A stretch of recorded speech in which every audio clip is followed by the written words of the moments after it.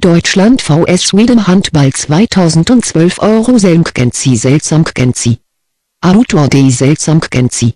Mein Tipp: Sieg für Schweden. Was für ein Match wird wohl in der letzten Runde der Gruppe C in Nice gespielt werden? Beide Nationalmannschaften haben, obwohl sie als große Favoriten in dieser Gruppe erklärt wurden, jeweils einen Fehler in der ersten Runde gemacht und mussten das in der zweiten Runde wieder gut machen. Beide haben es geschafft, die Schweden problemlos und die Deutschen sehr dramatisch. Jetzt steht es so, dass die Schweden mit einem Sieg als erstplatzierte Mannschaft weiterkommen. Die Frage ist nur mit wie vielen Punkten, 3 oder 4. Mit einer Niederlage bleiben sie Dritter und nehmen nur einen Punkt mit. Bei den Deutschen sind viel mehr Varianten da. Sie können sogar im Falle einer Niederlage ganz rausfliegen, aber können auch 4 Punkte mitnehmen und zwar im Falle eines Sieges und wenn auch die Mazedonier gegen Tschechien gewinnen. Beginn: 19.01.2012. 18:15 Uhr. Wenn man nach den direkten Duellen richtet, sind die Deutschen im Vorteil, da sie in den letzten 2 Duellen und zwar bei den letzten 2 Europameisterschaften, gefeiert haben, aber im Supercup letztes Jahr hat Schweden gewonnen. Die Deutschen sind wieder mal auf gutem Weg, die Nation und die vielen Handballfans zu enttäuschen. Die Geschichte, die Bundesliga sei die stärkste Liga der Welt, ist schon eine alte Geschichte, aber in dieser Nationalmannschaft spielen auch viele Ausländer. Aber ein Blick auf die deutsche Mannschaft verrät, dass sie eine große Zahl von Spitzenspielern und tollen Einzelspielern haben. Somit scheint es, dass das Problem irgendwo anders liegt und zwar im Kollektiv. Sie haben auch den Trainer gewechselt und anstatt des legendären Heiner Brandt sitzt jetzt Martin Heuberger auf der Bank, aber die Probleme sind geblieben. Die erste Runde hat gleich eine große Enttäuschung gebracht und eine Niederlage gegen die soliden Mannschaft aus Tschechien. In der zweiten haben sie etwas bescheidener gegen Mazedonien gespielt und haben mit vielen Problemen am Ende dann mit 24:23 gesiegt. Wenn sie verloren hätten, wären sie schon eliminiert worden und so sind sie immer noch im Spiel, aber sie müssen den stärksten Gegner der Gruppe besiegen.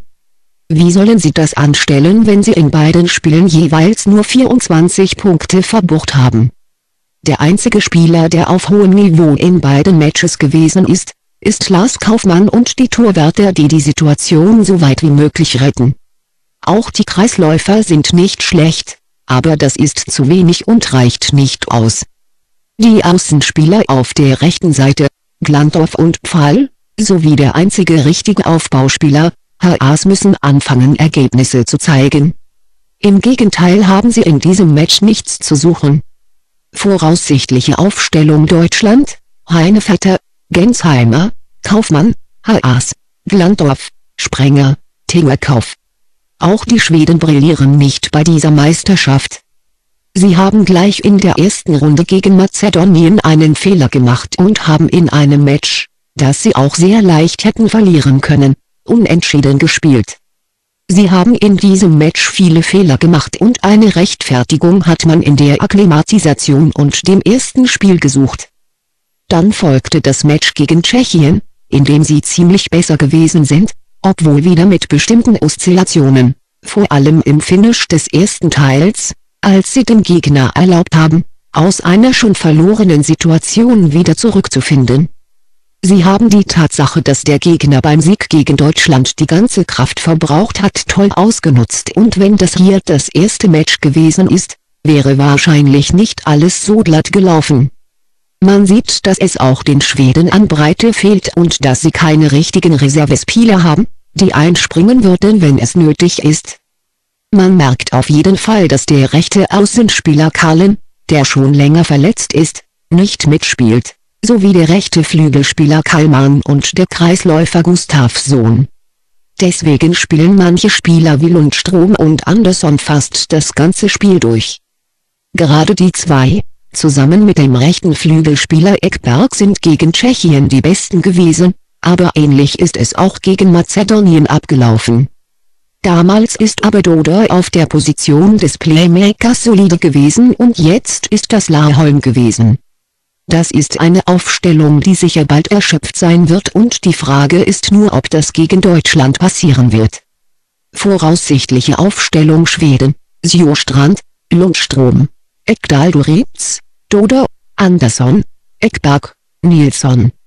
Die Deutschen haben bis jetzt zwar enttäuscht, aber mit denen weiß man es nicht so recht. Sie haben so viele gute Spieler und es ist unverständlich, dass sie so viele Probleme haben. Andererseits brillieren auch die Schweden nicht gerade, aber ihre Probleme mit den Ausfällen von Spielern sind weit größer. Wenn man also alles zusammennimmt, sollte dieses Spiel ziemlich ausgeglichen sein. Wir werden den Deutschen den Vorteil geben, nur weil sie mit einer Niederlage rausfliegen würden, was dann doch eine echte Sensation wäre.